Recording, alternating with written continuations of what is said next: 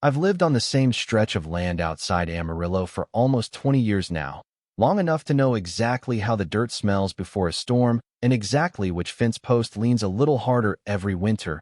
It's not some giant ranch you'd see on TV, just 50 acres, a weather-beaten barn, a few horses, some cattle, and enough peace and quiet to keep a man sane. Or at least that's what it used to be before the Whitakers moved in next door. Now, when they first showed up, I'll admit, I tried to like them. Everybody around here tries to be neighborly at first. Doesn't matter if you're rich, broke, old money, or one paycheck away from disaster. That's just how folks operate out here. But the Whitakers weren't really country people. They were wealthy suburban transplants, playing cowboy cosplay. You know the type, spotless designer boots that never touched mud, giant white luxury SUV, a house that looked more like a California tech campus than something that belonged in the Texas Panhandle. They tore down the old ranch house that had sat there since the 70s and replaced it with this massive black and glass modern mansion with an infinity pool facing my pasture, like my cattle were part of the scenery package they paid for.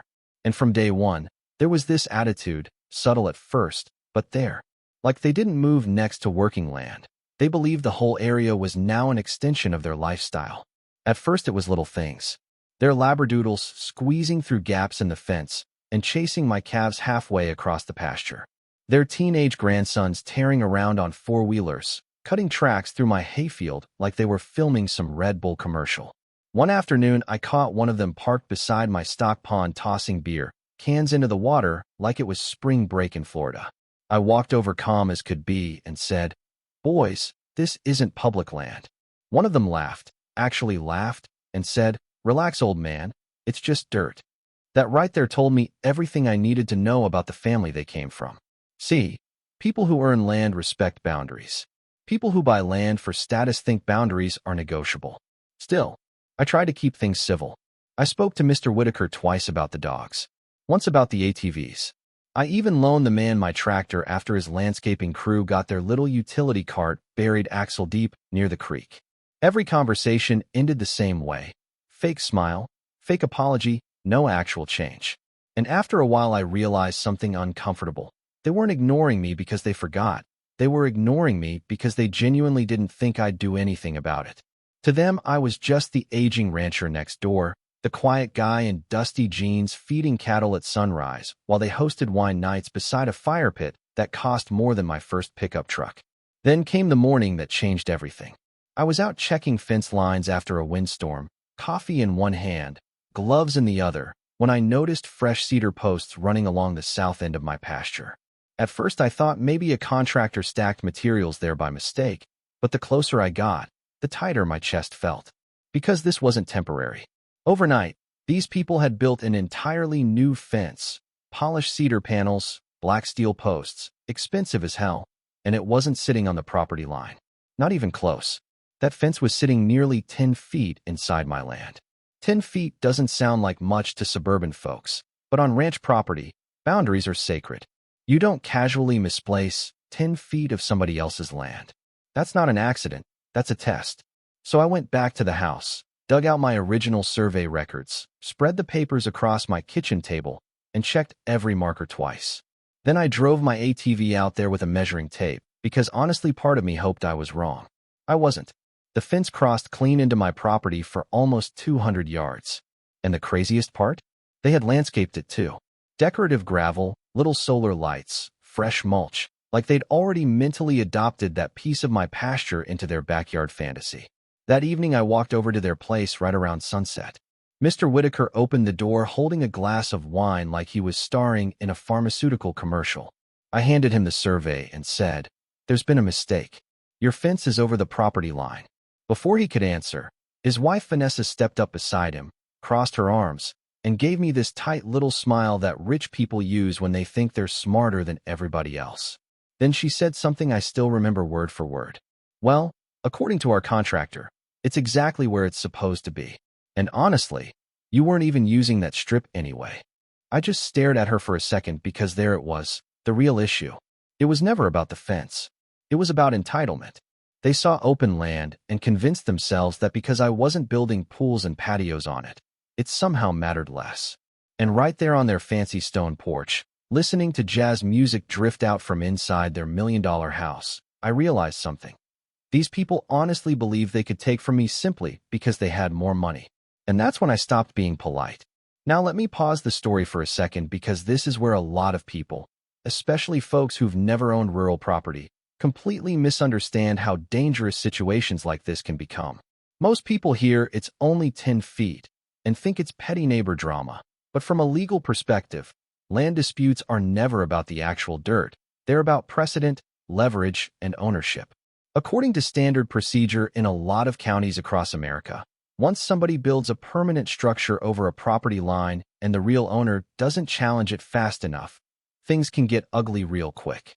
Some states have versions of what's called adverse possession laws, and while the rules vary, the basic idea is simple. If someone openly occupies land long enough and the owner does nothing, they can eventually try to claim rights to it. Crazy, right? But it happens more often than people think, especially with fences, driveways, barns, sheds, stuff like that. And psychologically, this is where wealthy entitlement becomes a trap. This is a psychological trap people fall into when they mistake politeness for weakness. The Whitakers weren't acting reckless because they thought they were wrong. They acted reckless because nobody had probably challenged them in years. People with money sometimes start believing inconvenience itself is a form of authority. They assume regular folks will back down to avoid stress, legal fees, confrontation, and honestly, most people do. That's why boundary-pushing personalities keep escalating until somebody finally plants their feet and says, "Nope, not this time." The lesson here is, if somebody violates your boundaries, legally, emotionally, physically, and you keep rewarding that behavior with silence, eventually they stop seeing your patience as kindness. They start seeing it as permission. And trust me, I was done giving permission. The morning after that conversation, I called the county assessor's office before I even finished my coffee. I didn't yell, didn't threaten anybody, didn't go stomping around online talking tough like half the keyboard cowboys you see these days. I just followed procedure. Quiet people are dangerous that way. When they finally get serious, they usually already have a plan. The county sent a survey inspector out 3 days later, an older guy named Dale who looked like he'd spent 40 years arguing with fence posts and winning every time. He walked the line with his equipment, checked the markers, reviewed my documents, then finally looked over at me and said, "Yep, they're over by about 9 feet, 8 inches. Real calm, real official, like a doctor confirming somebody's about to have a very expensive problem." The Whitakers got their formal notice that same week. Certified mail. Big county seal stamped across the front. They were ordered to remove the fence within 30 days or face escalating fines for unlawful encroachment. Pretty straightforward. Most reasonable people would have fixed the mistake right there. Maybe grumbled about contractor costs, maybe blamed the survey company, but they would have handled it. Not the Whitakers. Nope. Those people doubled down like Vegas gamblers chasing a bad hand. A few days later, I spotted Vanessa outside near the fence sipping iced tea while landscapers planted fresh shrubs along the stolen strip of my land. She looked right at me and smiled. Not nervous, not apologetic, smug. Like the notice from the county was just another annoying little obstacle poor people worried about. That was the exact moment I made my decision. Now here's the thing about ranchers. We don't always react fast, but when we do react, we tend to think long-term. I wasn't interested in screaming matches or TikTok drama or standing at the fence line trading insults like two drunk uncles at Thanksgiving dinner. No, if I was going to make a point, I wanted it to last. So I called a buddy of mine named Curtis who owned a metal building company about 40 miles north of town. Told him I needed a livestock barn built along the south pasture. Full length. Steel roof. Wood siding. Commercial grade. He asked how soon I wanted it started. I said, yesterday. The beautiful part? Everything I planned was perfectly legal.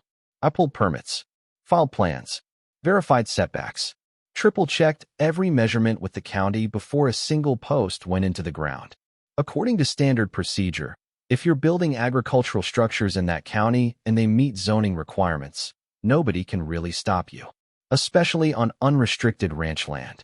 And because I'd already documented the Whitakers' encroachment issue, my attorney actually encouraged me to establish active use of that side of the property as quickly as possible. From a legal perspective, maintaining visible, continuous control over disputed land matters. A lot. Construction started the following Monday at 6:30 in the morning. Now, if you've never heard a crew erect a steel frame barn at sunrise, let me paint you a picture. Diesel engines growling, impact drills screaming through the morning air, men hollering measurements over the sound of metal clanging together, while floodlights cut through the dawn like prison yard spotlights. By 8 a.m., the Whitakers were already outside losing their minds. Mr. Whitaker marched across the pasture in loafers that probably cost more than my monthly feed bill, waving his arms while yelling, "What the hell is this?" I climbed down off my tractor, wiped sweat off my neck, and said, "Building a barn. Come as church on Sunday. You can't build that against our fence." I remember smiling a little right there because technically, it wasn't against their fence. It was on my property line. Their fence just happened to illegally occupy the same space. Big difference. Vanessa came storming over next, sunglasses on, phone already recording like she thought she was about to expose some national scandal. "This is harassment," she snapped. "You're intentionally ruining our view." And there it was again, that word. Their view. Not my land. Not legal boundaries. Not property rights. Their aesthetic. These people genuinely believed my working ranch existed as background decoration for their luxury retirement fantasy. I pulled the survey documents from my truck, handed them over, and said, "Ma'am, on my land, I can build whatever the county approves." She barely looked at the papers before shoving them back into my chest. "You're doing this out of spite." I shrugged. "Maybe. Still legal." That answer hit harder than yelling ever could. Over the next 2 weeks, the barn went up fast. 30-foot steel frame, weathered cedar siding, gravel foundation, long enough to run almost the entire length of the disputed fence line. And I made one very deliberate design choice. The front entrance faced my interior pasture, but the solid rear wall sat barely inches from their fancy cedar fence. Close enough that from their backyard pool area, all they could see now was the backside of a livestock structure stretching across the horizon like an industrial middle finger. And then came the cattle. Now listen, cattle aren't filthy creatures the way city people imagine, but livestock has a smell. Hay, feed, leather, dust, manure, warm animal breath in the Texas heat. It's the smell of real work, real land, real ranch life. The kind of smell people like the Whitakers romanticize in country music songs until it drifts directly into their infinity pool party. Every morning around sunrise, I'd feed the herd near the barn. Every evening, too. Soon enough, the breeze carried that authentic ranch atmosphere straight toward the Whitakers' outdoor dining area. 3 days later, they called the sheriff. That deputy showed up around noon, walked the property, reviewed my permits, checked the surveys, then finally looked over at Mr. Whitaker and said something I'll never forget. "Sir, he's not the one breaking the law here." You'd think that would have humbled them. It didn't. Instead, the Whitakers hired an attorney. Fancy guy from Dallas with shiny boots and a fake cowboy accent thick enough to spread on toast. He arrived one afternoon carrying a leather briefcase like he was entering a courtroom drama. We stood beside the barn while he explained, very confidently, that my construction constituted retaliatory nuisance behavior intended to diminish his client's enjoyment of their property. I let him finish. Then I handed him copies of the county violation notice, the certified surveys, my permits, photographs of the original encroachment, and a written statement from my attorney documenting adverse possession concerns. The man's entire expression changed mid-sentence. You could literally watch the fight drain out of his face.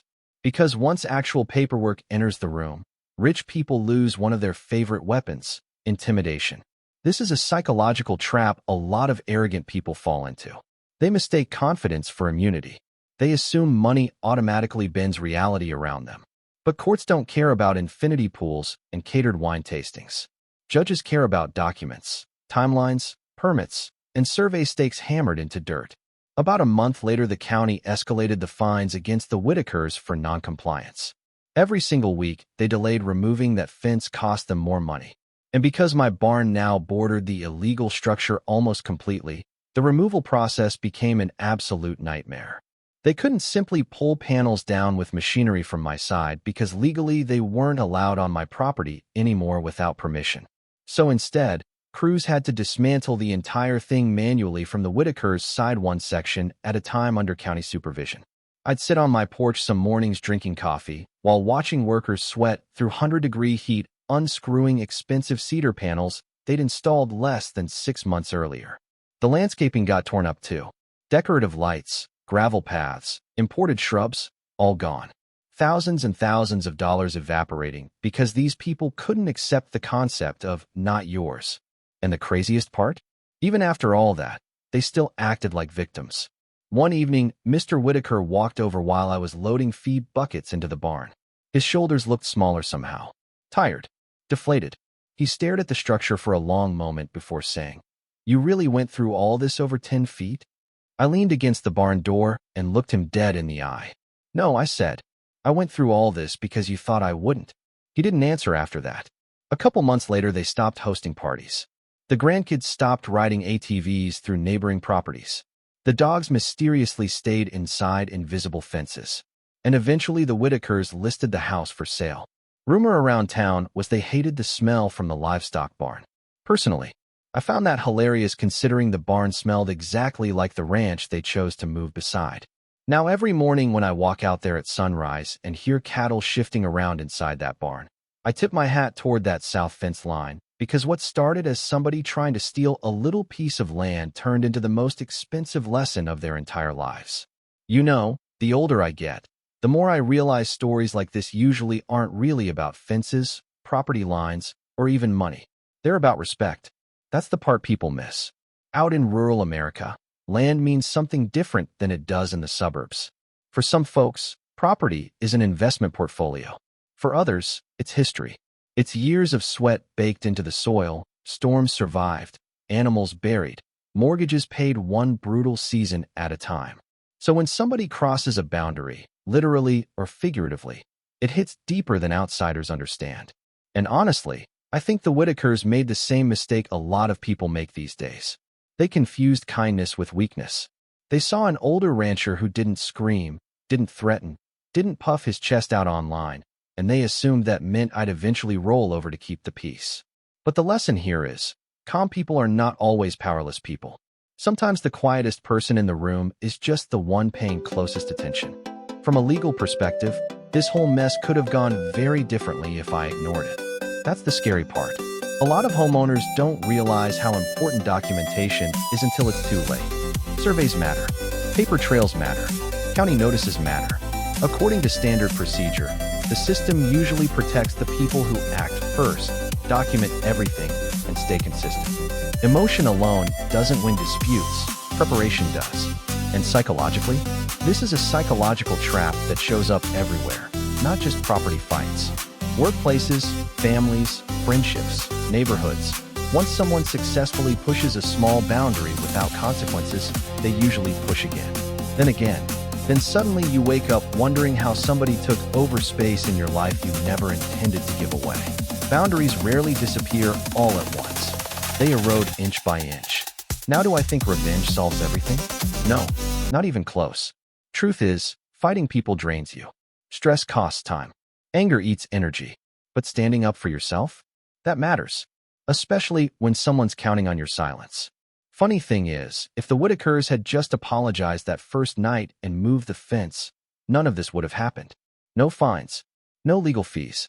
No giant livestock barn parked beside their luxury backyard oasis. Pride cost them more than the land ever would have. So here's what I want to ask you. What would you have done in my position? Would you have handled it peacefully? Or would you have built the barn too? Let me know in the comments. And if you enjoy real stories about neighbor disputes, property wars, and people learning hard lessons the expensive way, stick around.